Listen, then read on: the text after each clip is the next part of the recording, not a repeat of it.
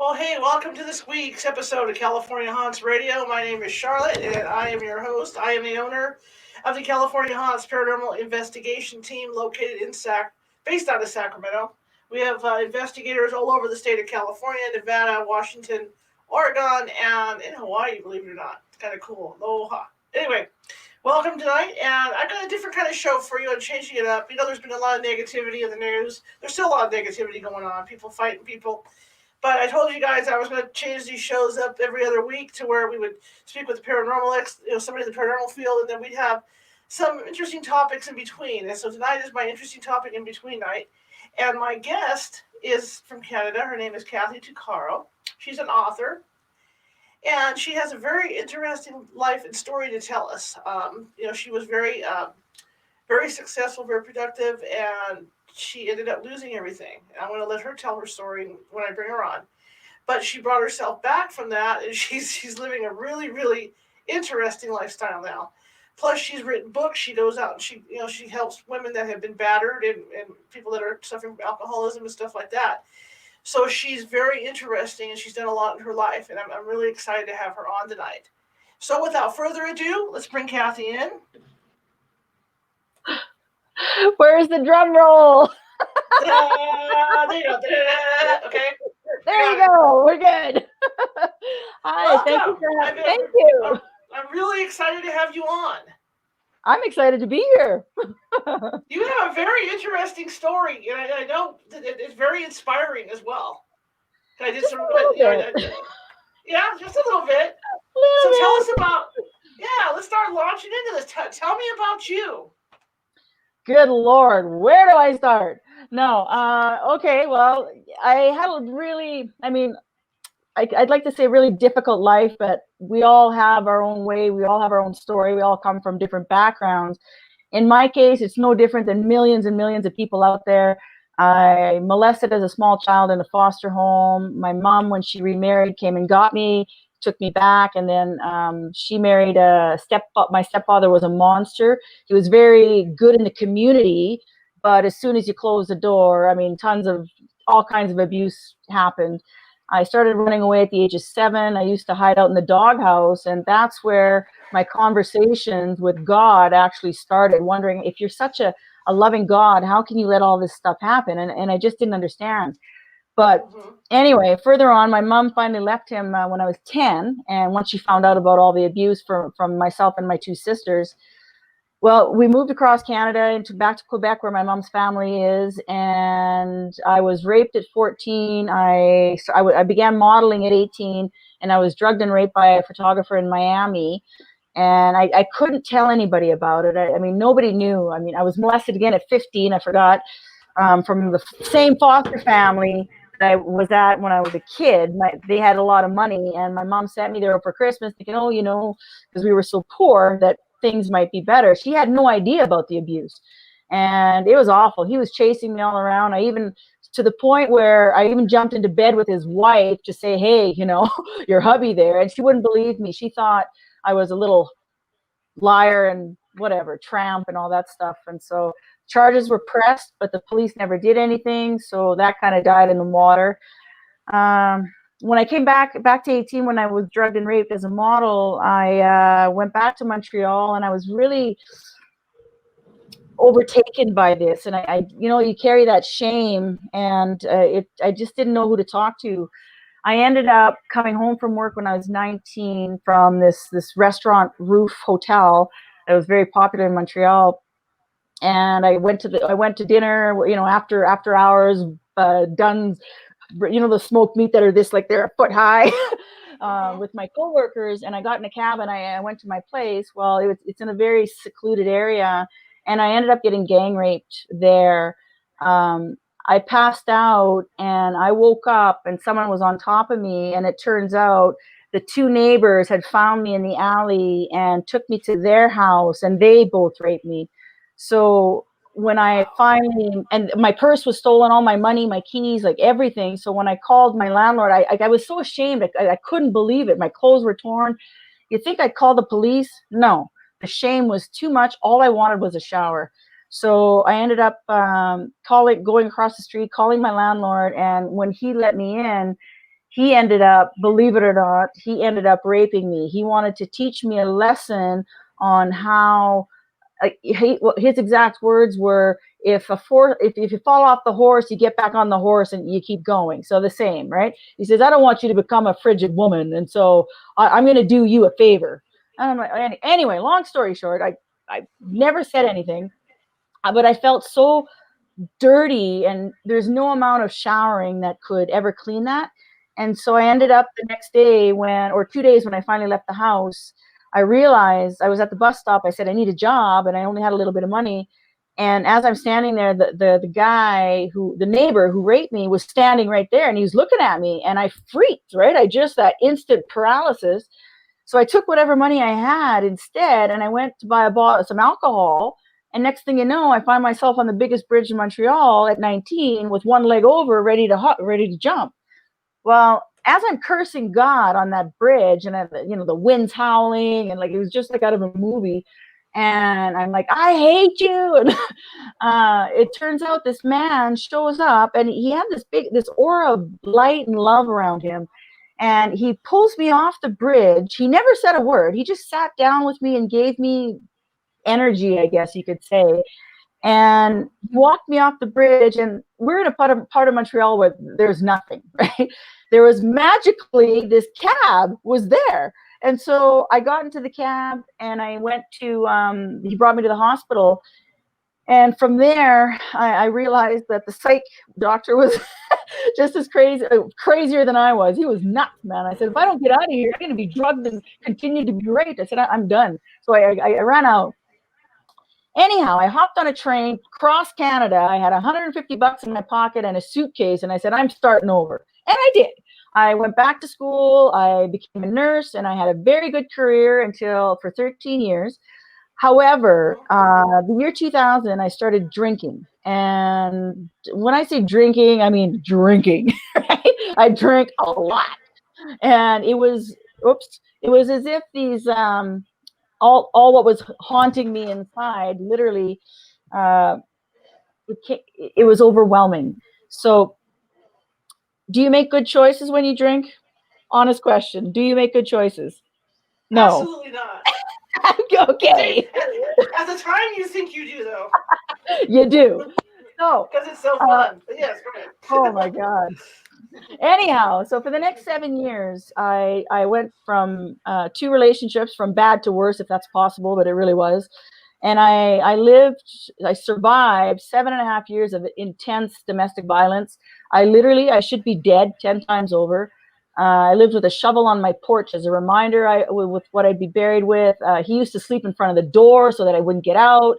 I've been strangled 3 times to the point of losing consciousness. I mean, just so much. He stalked me for a year after, like just all this stuff. It was crazy. I mean, walking on eggshells, and the whole time I'm nursing, right? Because it was easier for me to take care of other people's problems. And I mean, you got cancer, you got broken bones, you got this. It's way worse than me. I mean, I got a few bruises. I was talking myself out of it. It's not so bad. But really, I'm in and out of women's shelters and going to work, take care of everybody else. But I had no idea how to look after myself, and it was a problem. So my easiest solution was to drink. Well, that drinking led me to losing my nursing career in 2011. I ended up drunk and homeless. I escaped my guy. Let me backtrack. I escaped him in 2007, and I call it the Great Escape, because his last words to me were, he was actually strangling me with one hand and punching me in the face with the other. And his last words were, I'm going to take your bloody, battered body, tie you up, put you in a truck, roll you down a hill, and burn you alive, you stupid, useless, So then he's screaming. All I could see was veins popping, and it was awful. Anyway, he was saying, do you doubt me? And I couldn't speak. A blackness was coming, and I just kind of shook my head. I could feel the tears rolling down. And next thing you know, I wake up and I'm in my bedroom. He's gone, and I couldn't speak. I'd lost my voice because he had pushed so hard on my throat. And I knew that if I didn't get out now, this is it, right? He's gone to get help or whatever. So I ended up calling my friend, and his name was Rick. I'm like, Rick, I was like, And he thought it was a joke. I'm like, this isn't a joke. So he bought me a one-way ticket out of, I lived up in the Yukon, like way far up, and it was a 36-hour bus ride to Edmonton, Canada. And he bought me a ticket, and I made it to that bus within 2 minutes of us leaving. There's only one bus day that left. And as I'm getting this, I'm crying. The bus is just starting to roll out. Who do I see? My crazy ex, who's driving by looking for me on the bus. And I'm thinking, oh dear God, please don't stop. Please don't stop. Right? Anyway, so I make it from the bus to Edmonton, and on that bus ride, now I'm really broken. I have 7 years of trauma and violence and death and all this stuff. And I make a few phone calls, and I needed a job and I needed a place to stay. 2 phone calls, I got that. So what do? I immediately put on my survival mode, and I flip that switch, and oh, here's Kathy. I'm good, right? Whatever happened, what people do this a lot. Whatever happens in the past stays in the past. Right. Who cares? It happened a long time ago. It doesn't matter. Well, that's what I did. And I had this vault inside, and I tucked it inside that vault, and I'm not looking at it. Well, fast forward a year, yeah, I'm back to nursing. I'm working on the medical unit. I have 10 patients to take care of, full, and that's a lot. And I'm tired. Like I'm so mentally exhausted that I'm struggling to make decisions. I'm struggling to move ahead. And I look at my nursing sheet, and I couldn't read the words.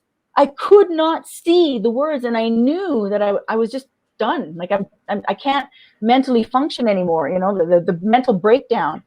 So I went from the medical unit down to the psychiatric unit, and in between the two, I lost my mind. It's like by then I'm 40 years old, and it's like 40 years of pain just came shooting out. And I'm knocking on the psych unit. Let me in. I called security. Get her out. So they drugged me down to the emergency room, to the rubber room, so I wouldn't hurt myself. And the doctor there, for the first time in my life, I actually told him everything. I mean, I told him my mother didn't even know about the gang rape. Like, nobody knew. So I told him that.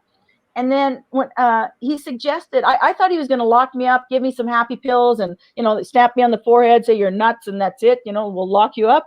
But no, Right. he said, Kathy, there's no amount of happy pills, as you stated. Sorry, these stupid things keep falling out. He said, there's no happy pills that are going to fix you. Number one, you need to quit drinking, and then you need to fix you. And the only way you're going to do that is to address, he showed me this long list. You have to address this and look at it for what it is, because you're carrying it everywhere you go. Doesn't matter what you do, it's not going to go away. So that was in 2008, and I started. I went to treatment for alcohol, but it's not, the alcohol was just, it covers what the real problem was. And even the lady in treatment, she said, no, you need long-term treatment. I said, yeah, I know. Tell me about it, right? But in 2000, and so then that began the beginning of my recovery. And I mean, recovery doesn't happen overnight. Change doesn't happen overnight. You got to put a lot of work into it. And I had ups, I had downs. The biggest down was in 2011 when I went back to nurse. I'd been nursing, things are going good, but I fell back to drinking and I lost my career. I ended up drunk. I had slashed my arm. I don't know if you can, I can't really see it. I got all these scars here. Ended up in ICU. I lost my home. My daughter, my 16-year-old daughter, wouldn't talk to me. She moved out with her dad, didn't talk to me for 2 years. I ended up drunk and homeless on the street. So I completely lost it, right? So here I am on the 7th day, and I'm looking at being homeless. I mean, I'm educated. How does this happen? Like, I couldn't figure it out. Like, my God. So on the 7th day of being homeless, this man named Toothless Joe, he comes up to me and he smacks me on the back and he goes, "This is the life, live it, love it." And he's quite happy with being homeless. And when he did that, it's as if that cloud of depression that I have, it shattered. And I saw crystal clear for once in my life. And I'm looking around and I'm like, what did you just say? I said, this is not my life. I don't care what you think is okay, buddy, but this sucks. I said, this is not my life. I even stomped my foot. So I made a decision. Although I had lost everything, I even had I was robbed. I had no identification. I literally had the clothes on my back. I made a decision, and that decision was that I'm going to do whatever it takes to get away from that guy. And I'm going to get this right. So I went back to the hospital. I detoxed. I went back. I was in this women's program where it's called Wellspring, where you live for a year and you unravel all the lies that have been fed into you, such as you have to learn about self-esteem, anger management. I thought I wasn't angry. I'm the nicest lady ever. Yeah, no, anger comes out in different ways, let me tell you. So fast forward, but I couldn't change careers. I mean, I couldn't go back to nursing, sorry, I should say. And so how do you change careers at 42? It's not that easy. Right. All I know is nursing. It's been 13 years. I don't know what I like. I don't know what I don't like. I mean, how do you do that?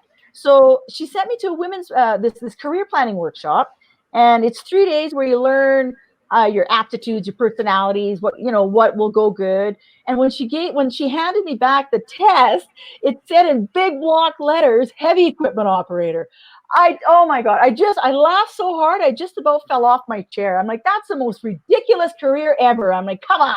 I said, I'm 42, I'm a woman, I don't like equipment, I'm not mechanically inclined, and it's a man's job. I really, I thought it was a man's job.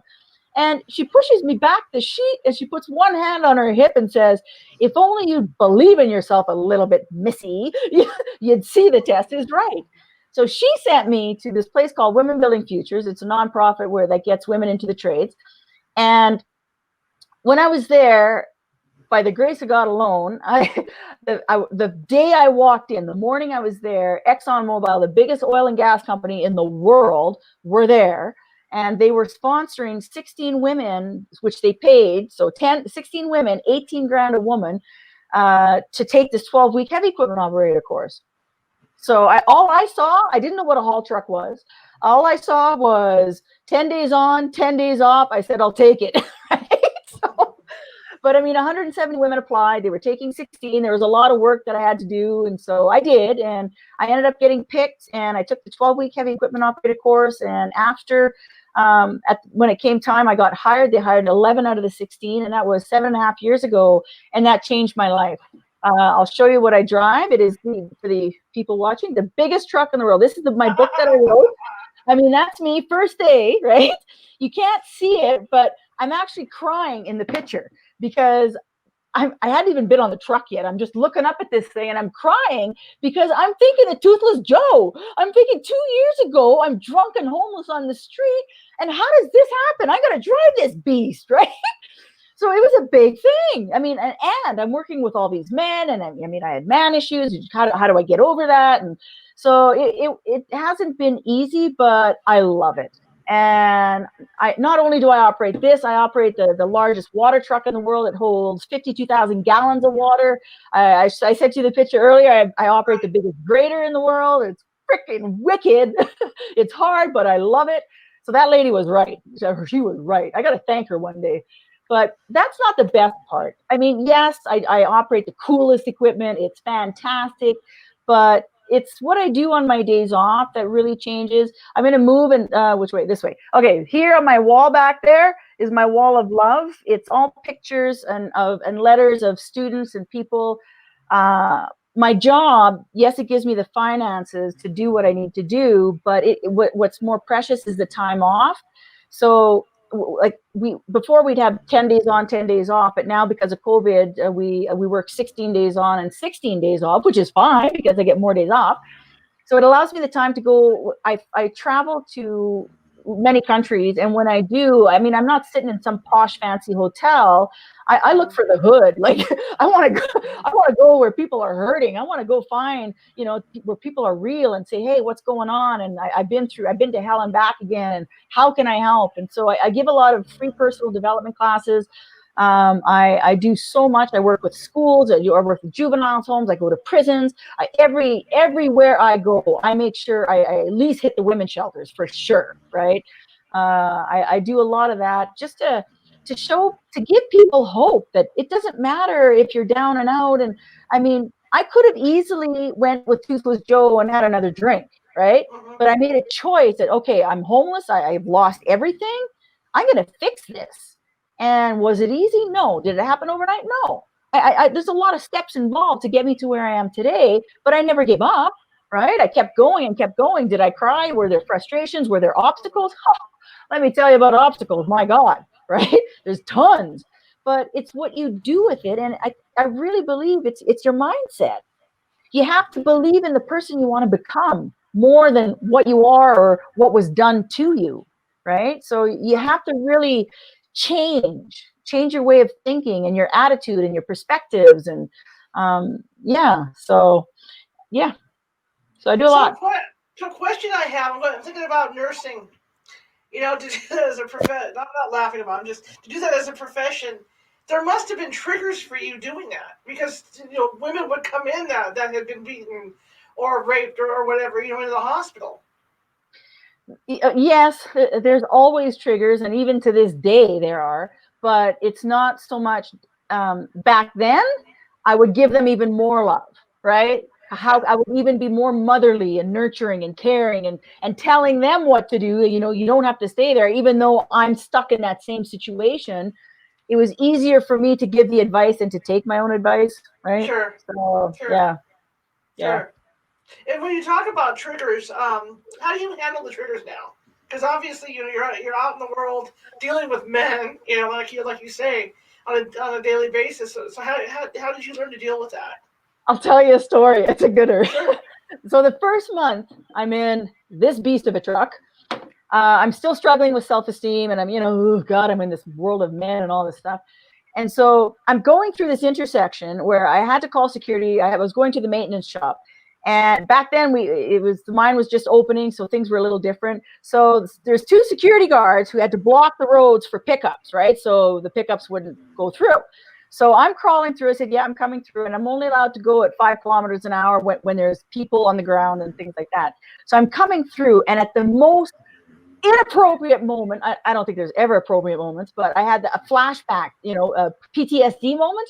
And Uh-huh. I'm driving, and all of a sudden it came from behind, and it just went whoosh. I couldn't breathe. I saw flashes of the most humiliating moments in my life, and it was just over and over, and I could see words and all the names I was called, and you useless piece of crap, and you're a waste of skin, you're stupid, you're fat, you're ugly, you'll never do it, all that.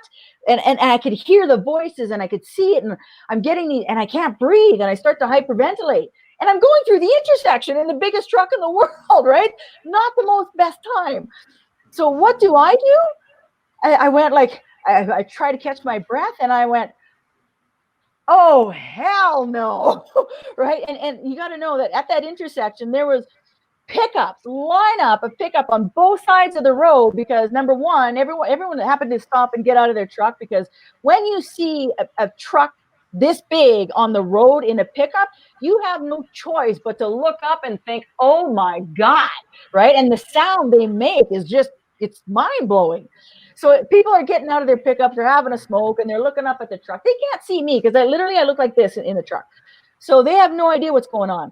But when that happened, I said, oh, hell no. So I rolled down the window, and I kind of imagine all the stuff that I'm seeing, and I tossed it out. Because I said, my past does not define today, it does not define my tomorrow, my future. I said, I have worked way too hard to be sitting here. But the thing is, I had this big gaping hole now because that negativity that I threw out, you got to replace it with something positive. And I did the only thing I could think of in that moment, because I felt like I was going through a parade. So I did the queen wave. I'm like, hi, it's Kathy. Hi. And I'm blowing kisses, and right as I'm going through the intersection.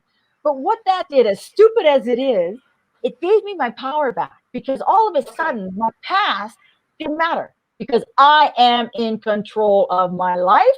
I'm in Sure. control of my thoughts. I'm in control of what I allow, right? And I did not allow that in. So to this day, I don't always do the queen wave, but when things happen, I talk. Well, maybe I do. So, but when things happen, uh, I talk myself through it. I mean, I actually literally take a breath, step back, look at what the situation is, and I get rid of what's not necessary, right? Right. Because yeah, and you have to be able to, because nobody else can do it for you. You can Right. either sit in your thoughts, negative depression, all that, or you can say enough's enough. I'm going to pick myself up. I'm going to do something about it, and I'm going to do it on my own, right? So. It's amazing you got through school with all that was going on in your life. I'm amazed that the teachers didn't pick up on it, or you were really good at hiding it, or... Yeah, pretty good at hiding it. Nobody at work knew. Nobody, right? Because I got a bubbly personality. I mean, I tend to make jokes and smile, but back then it was more shameful than anything that kept it inside, because as a professional, I'm around, all these really smart people, and I didn't want people to know what was going on. I mean, women who are battered, it's embarrassing, right? Because you're staying in it. But then again, the constant death threats, I don't know, it's a vicious circle. I guess what kept me with him, the second one, he was an enforcer in a biker gang, and so that really held me prisoner. How do you escape that? The threat of being sold, human trafficking, was a constant thing. I mean, the shovel on the porch wasn't bad enough, you know what I mean? So it was very difficult. Gee, when you hear the story, it's incredible, because you went through so much. Because people don't think that people go through that much, but there's people all over the world that go through stuff like this all the time. They go through worse. I've met women since I started doing this. I mean, I've literally spoken to thousands of women, and some of the horror stories, oh my God, absolutely horrific. And so, I mean, I'm not downplaying my story by far, but I'm just saying, there's a lot of stories. And that's why I wrote the book, right? I mean, I wrote it because I started, when I started volunteering in places, I realized that I can't volunteer everywhere. I need to get the message on a broader scope. So how do I do that? Well, I wrote the book sitting in the water truck at work. You're not allowed electronics, and so you can't even record yourself. So I hand wrote the book sitting in the truck at work. I did. Yeah, it's pretty remarkable. But speaking of books, I'm writing another book right now, and it is, believe it or not, it's kind of based on your California haunting. It's it's fiction, but it's based on true events, because people will never believe it, right? We played the Ouija board as kids, as teenagers, and the stuff that happened, we'll have to have a separate conversation about that. But anyway, the stuff that happened from those events, it's like we opened up a portal, and honest to God, I had to go see a medicine woman up in Whitehorse to rid myself of all these entities. She said I had about 25 of these little guys hanging around. She said, "You're a zoo." I'm like, oh, no kidding. That explains it. It's your personality. That's why. Oh, maybe. No, I swear, because I have a personality like that, and when I go to the cemetery, my psychics on my team will tell me I have a conga line of people lined up behind me. Oh, that explains a few things, right? So they like your personality. But I was an easy target, because when you drink or smoke drugs or do drugs, you're an open portal, right? That's and right. I drank Yeah. I got 8 years sober, by the way. Woohoo! Yeah, congratulations. Yeah. That's awesome. That's just awesome. When I'm sitting there with the work lady and she says, "Oh, how about a heavy machinery operator?" I'm thinking, "Oh, I can do a caterpillar tractor. I can do that." But then to walk over and see what you're operating, I'd be like, "Oh my God." That's what I say every day. I wasn't thinking this. I was thinking a forklift, a caterpillar tractor, When they told me I'd be driving a big truck, I had no idea how big this truck was, right? Because we trained on little trucks. But no. That photo you sent me today too, I was thinking of Ice Road Truckers when you said, "Okay, I was out clearing the roads for the truckers." So I was thinking of that TV show. Yeah. No, this is something else. This is something else. Oh my God! But I love it. It's challenging. You have no choice but to have a backbone, to have a voice, to become a leader, like all these things. And I have such a great crew, and lots of good things coming on. Lots of good things. Yeah. So like you said, you in your spare time you go out and you talk to women or people that have been in similar situations as yours. Absolutely. How do you plan all that and get all that scheduled to go? I have 8 hamsters and 1 wheel in this noggin. I do. I'm doing 5 things at once. I realize, I plan these things. I call ahead. Like I'm going to California, possibly December 13th to the 17th. And so, well, I don't know about now, but before, every time I go there or go wherever, I call ahead. I send emails. I send them pictures, story. I said, hey, and I do it for free. Because number one, they don't have money, and it's not about the money. I don't care. It's about if one sentence, one word, something that I say will inspire them and get them to say, you know what, she did it, I can do it. If that, if anything, to give them something. That's why. And I work a lot, especially with the younger generation, between 14 and 17, because they're vulnerable and a lot of stuff happens. There's a lot of date rape. There's a lot of bullying and boyfriends that will intimidate the girls to sleep with them, and the mind games. Oh, well, you don't love me if you don't sleep with me. All that crap, right? So I talk to them on a one-to-one basis at schools about this stuff. And when I'm there, I give my book away for free. Like, have it, take it. It's not about the money, honestly. It's not. It's about making a difference, an impact on the lives of not just women now, men too. Because I speak at youth centers for boys on how to treat women. But you know what I mean, right? So right. Yeah. And now something. Go ahead. Sure? Oh, I was going to say, now something even bigger is coming, because my book is being turned into a movie. So I'm really excited about that. Yes. I have a screenwriter. She'll be finished next week, and then we're starting the next phase of things. So yeah, it's pretty cool that she's been working on transforming the book for the last 6 months into the screenplay. So super cool. That is really awesome. Yeah. That's really cool. Is there anybody that you've run into? I know you talked about the one woman earlier. Is there anybody that you've been in contact with that you kept in contact with to see how their progress is going? Oh, lots. You can't. All the letters on my wall show that. My emails, my website, Facebook, Messenger, WhatsApp, constant. I go to Barbados and I go to the Caribbean islands a lot, and not for the sun. Well, yes, okay, maybe for the sun. But when I'm there, what I do is I plan in the morning. I'll go to schools, to a whole bunch of different schools. In the afternoon is Kathy sit on the beach and bake time, and then in the evenings I go to the women's shelter. And so I work with all the islands. I work with like Women of Purpose. The lady there, she's got her own radio show. She's in charge of 11 of the islands. So she introduces me to the community. She brings me to her church groups, and not groups. She'll set up talks in church, I should say. So there's maybe 100, 200 people that attend. She sets up for me to go to the prisons. So I do that in Grenada, in Barbados, and the Isle of St. Vincent. And now whenever they open up the islands again, I'll be going to St. Lucia and Antigua and Bahamas. So to work with there. Wow. Yeah. Wow. Yeah. And what I got a team. Happens? Yeah.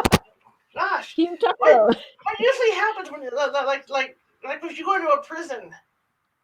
How does that work? How do you talk to them? How do you approach it? I'll give you an example. The one in Barbados, because I go there regularly. Okay. Well, now I always bring supplies, because the little hotel things that you get. But I can't, to the islands now, they don't accept plastic, so I got to figure out a different way of bringing them toiletries. But I go there. I the lady of Women of Purpose, she prearranges it with the guards, and then they bring the women, and we all sit in a room. It's just kind of like any old meeting, right? And I talk. And I went there, 2 years ago, I went there, and I left a bunch of my books in the library for the prison, and I talked to the women, and I get them going. It's not just about me, but it's for them to recognize about themselves. What can they do, even though they're in prison, to change? What can they do regardless of the circumstances, to look at themselves and say, okay, well, this really sucks. So what do I do to not come back here, right? So when I went back last year, some of the ladies were still there in the prison, and it was wonderful, because they were telling me things that they'd done in the year that I've been gone, right? They're like, Kathy, I remember you. And they're talking about my story and about things that they're looking up online, and just, and that's fabulous to see with visually and to hear. because you can see it in their faces. They're getting that spark back again, right?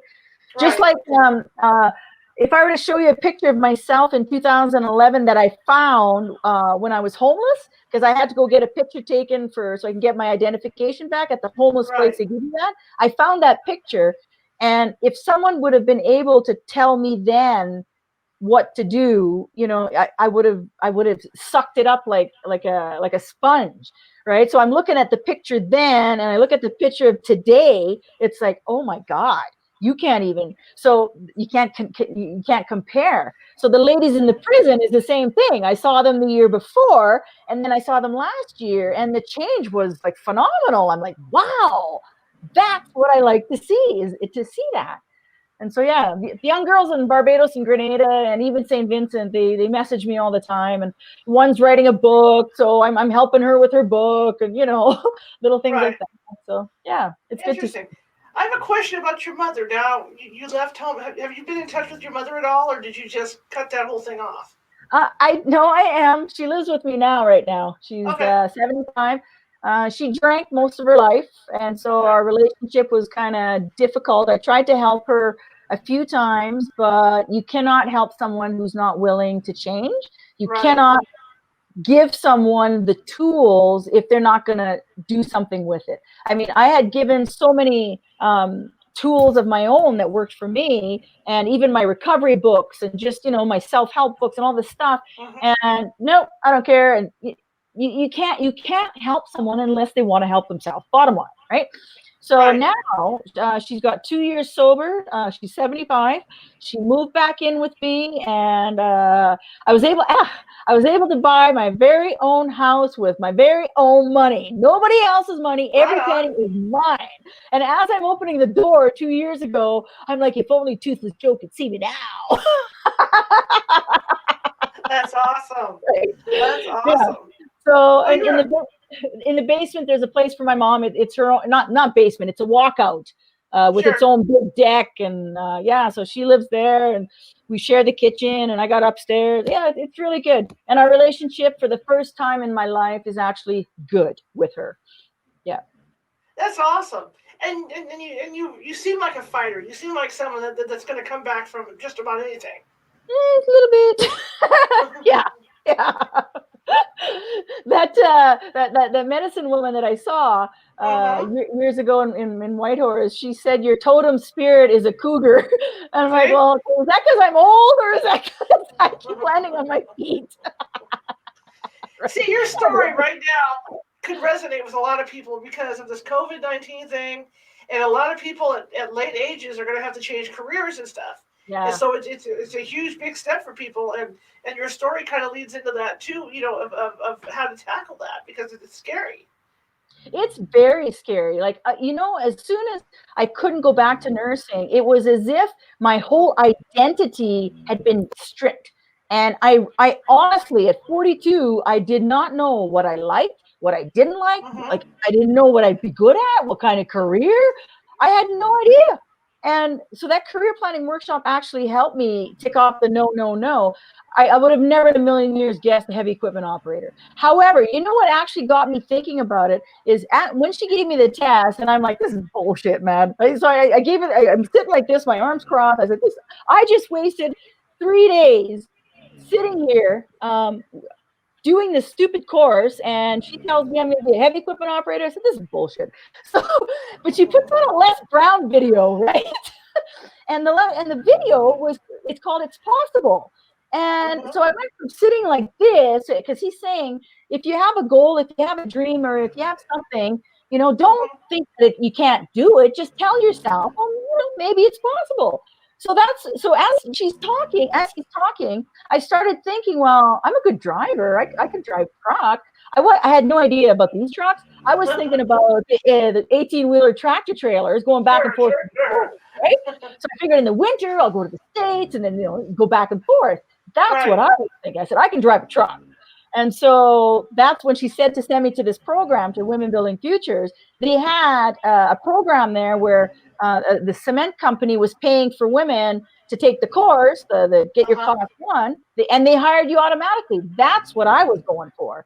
But when I saw the 10 days on, 10 days off, oh, hell no, I'll take that. I have no idea what a haul truck is. I don't care. I'll drive it. Right? So I did. Yeah. That's incredible. Now, you just came off a real long shift, you were telling me. Oh my gosh, yes. Since they changed these stupid things, God. Since they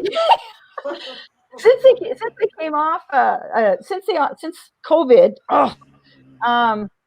they had to change our schedule because we have workers all across Canada, and different provinces have different rules. So when you have to self-isolate for 14 days, the 10 and 10 didn't work. So because people fly home and fly back, there's a 2-day leeway. So that's why our schedules are temporarily 16 and 16. Well, I work a 13-hour shift, so 16 long, very long. And up here right now, it's crazy snowstorms, and I don't have a picture of the grader, but the grader is bigger than a tractor trailer. Honestly, the blade is 24 feet long, 3 feet high. It's massive. The stupid thing keeps falling. It's really hard to manipulate. You got 12 functions on this hand. You got 14 functions on this hand. Oh God, it's something else. One of the hardest things I've ever done is learn that. But anyway, and not to mention dodging trucks and trying not to get squished. But no, it's very long, very exhausting. But I still try. I would still get up early and work away on my new book. And, I have a deadline to write that, so I'm just typing away. So these days off, all I'm doing is writing. So I kind of kick it. Yeah. It's exciting. It's going to be exciting. You live a very, like I told everybody, you live a very interesting life, to say the least. Because you don't look like a heavy equipment operator, I know, and that's what I love.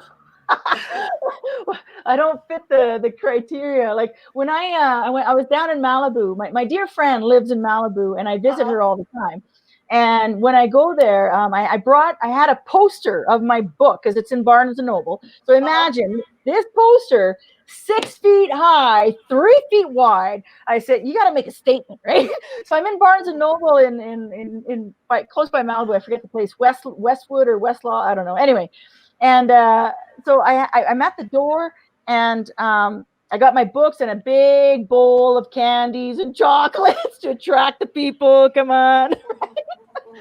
But the poster's so big that people, when they walk in the door, they take a look and they go, holy shit. Like nobody's seen trucks this big unless you're in mining. You have no idea. It's not a reality show. It's not on TV. It's nothing, right?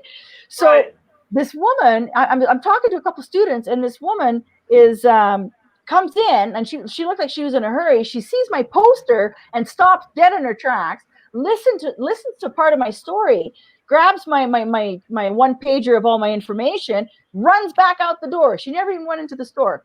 20 minutes later, this man comes running in full tilt, and he says, my wife made me miss a very important meeting in LA to come talk to you. Come see, what do you got? Benny sees my poster, and he goes, holy, he says, oh my God. Turns out he's a book agent and a producer. So wow. I know. So him and I was speaking that night, or 2 nights later, I was speaking at Cliffside, Malibu, this recovery place. And I invited him there. I said, come see me, and then you'll see the whole story, right? You'll see my slideshow and all that. So he came, and that's it. He's like this, oh my God, woman. He says, never mind a movie. I'm going to make a mini series out of you. So I said, yeah, you could. So it turns out he's my agent now and my manager. And yeah, we got a lot of things on the go. There's, a lot of possibilities. I don't want to talk about it, but the movie is going to happen. That's going to happen. It's already in progress. So that's pretty exciting. That's pretty cool.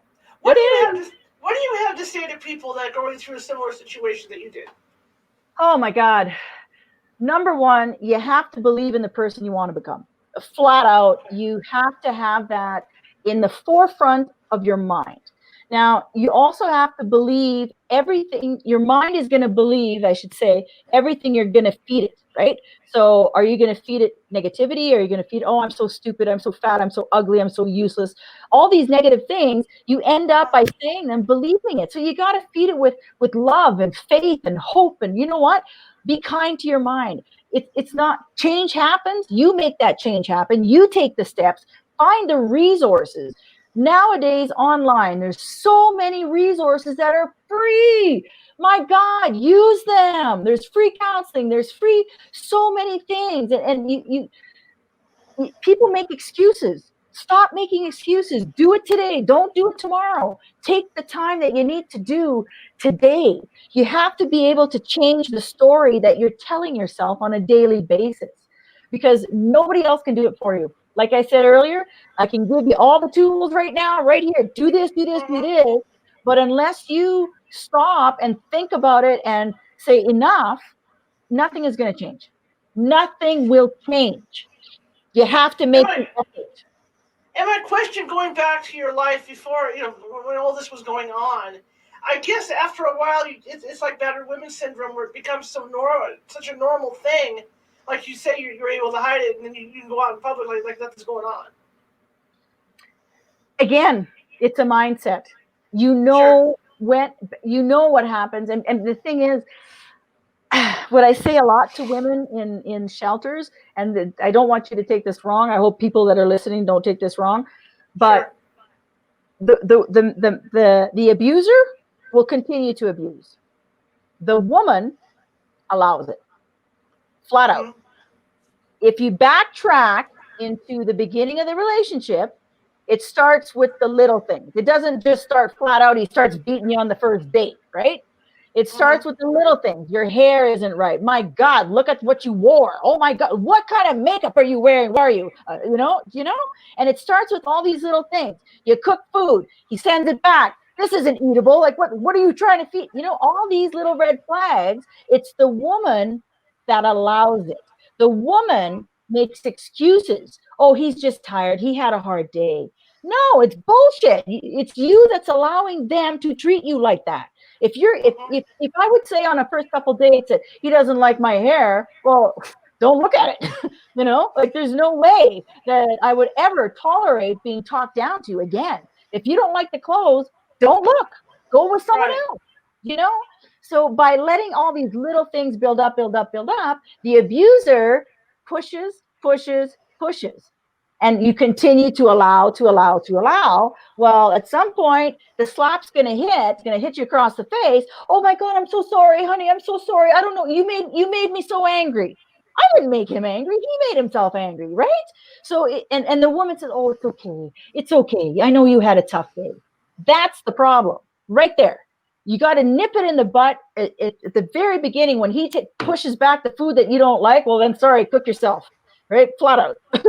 If you'll eat when you're hungry, like and it's women as nurturers, as caregivers, right? That we tend to want to fix things and, oh, come here and I'll cuddle you. But when it comes to relationships, you have to. A lot of people don't come, like they grow up in unhealthy relationships to begin with. Uh huh. So that is what you think is normal. But in this day and age, there's so much information out there. It's not normal. Don't tell me that you don't, right? There's so much.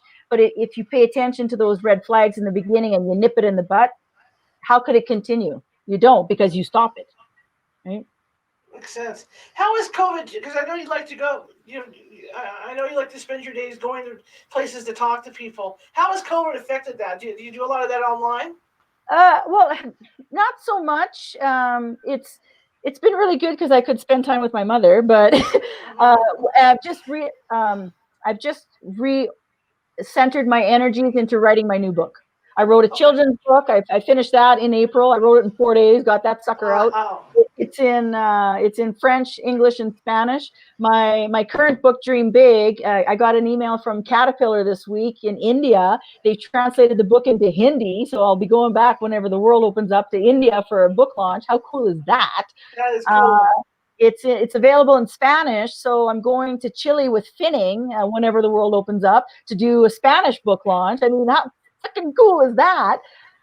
Caterpillar in Africa, West Africa, they're French, so my book is in French because I'm French. Well, I'm waiting to go to Africa for a book launch over there, right?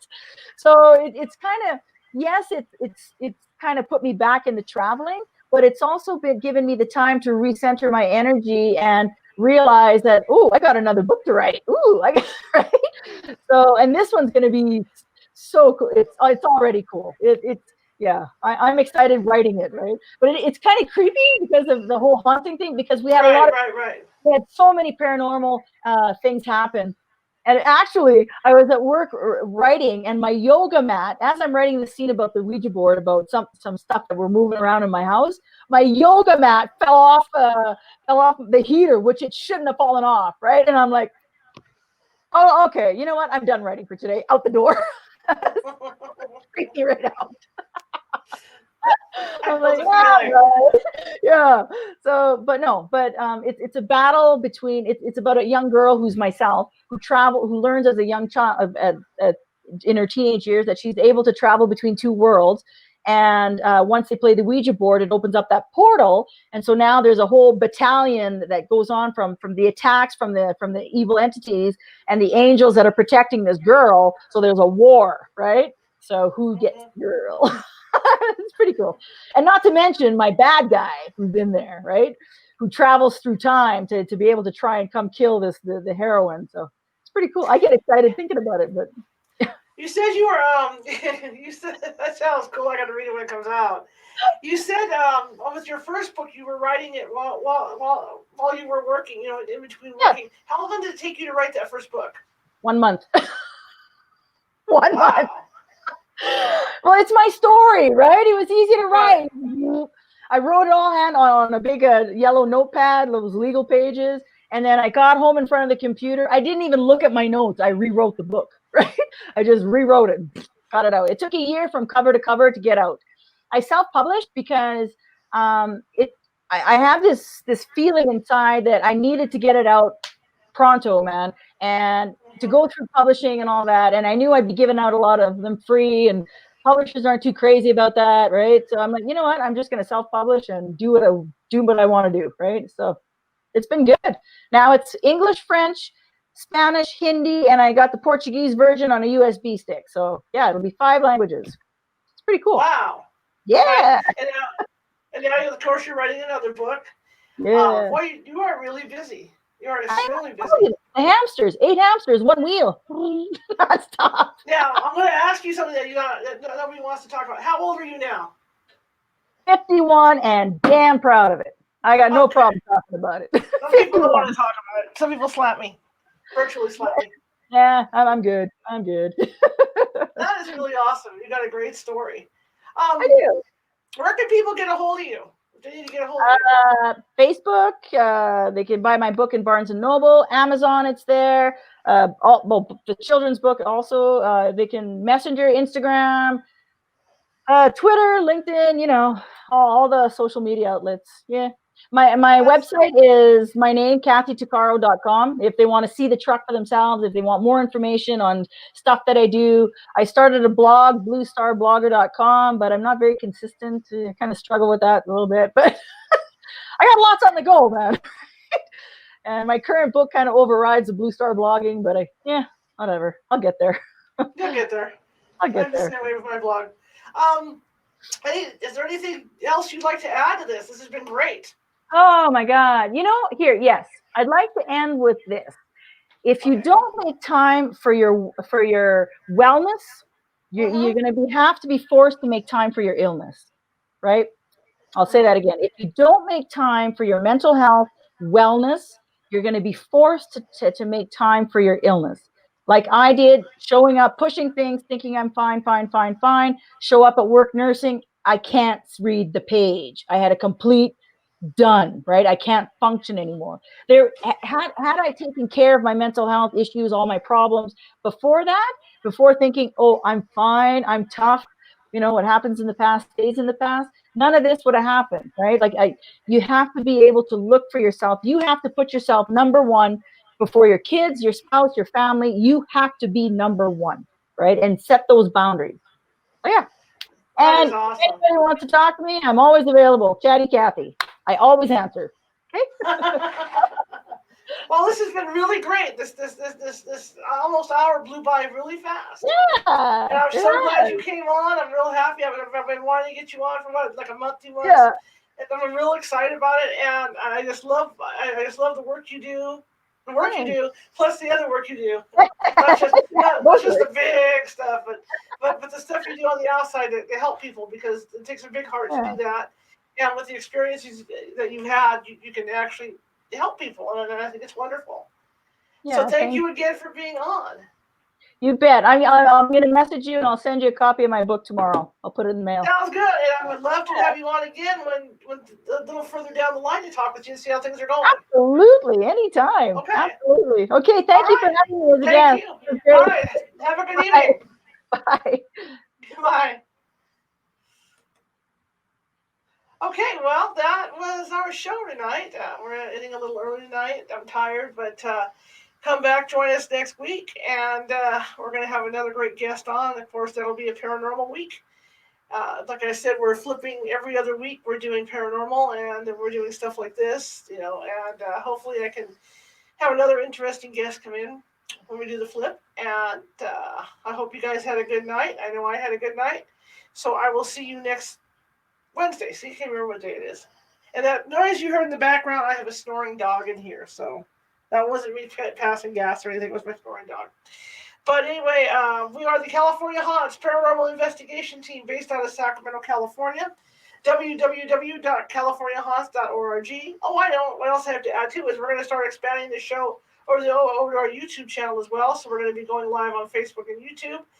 And I'm going to be putting together something on Patreon. We're going to have a newsletter that we're going to be putting out every couple months, and that's it's going to be a feast day, but it's going to have some interesting stuff in there, like equipment reviews. It's going to have local places that you can actually access to go ghost hunting or check it out. Check out the ghosties, where the people are real friendly to tell you stories.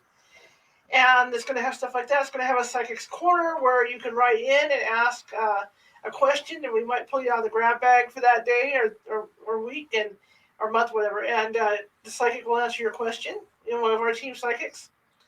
And it's going to have some other stuff in there. Oh, I know a myth section where like the first issue, I'll give you a little hint. The first issue is going to be werewolves. We're going to talk about werewolves. So we're going to have one section in this thing about different myths like vampires and werewolves, where we're going to talk about that.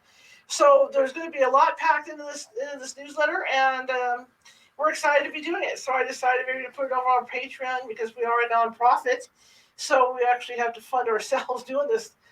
Going out, buying equipment and all that good stuff, so if we can, make a little money somehow, just like with this. As you can see along the bottom of what I'm doing here, I have a donate thing because, like I said, we are a nonprofit, and all this stuff comes out of my personal pocket, everything for this group. So it would be nice to have some extra funds coming in to help fund all this. So if you got, any little bit can help, But again, if you like the show, share it with your friends. If you didn't like the show, share it with your enemies. Get even with them. But I want to thank you guys, and again, I will see you next week. You have a good one.